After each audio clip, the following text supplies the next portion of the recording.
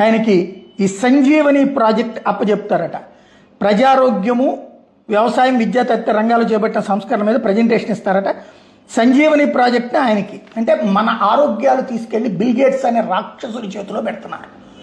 వాడి పని ఏంటంటే మనకి ఏ రోగాలు ఉన్నాయో లెక్కగట్టి దాన్ని, ఆ రోగాల్ని పెంచడానికి ఎలాంటి ప్రయత్నాలు చేయాలో చేస్తుంటాడు.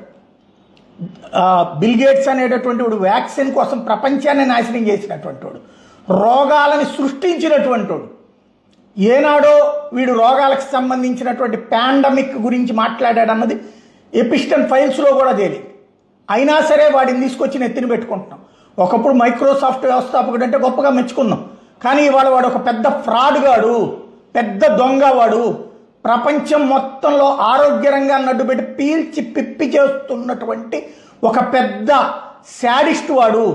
వాడిని అనవసరంగా నెత్తిన పెట్టుకుంటున్నారు.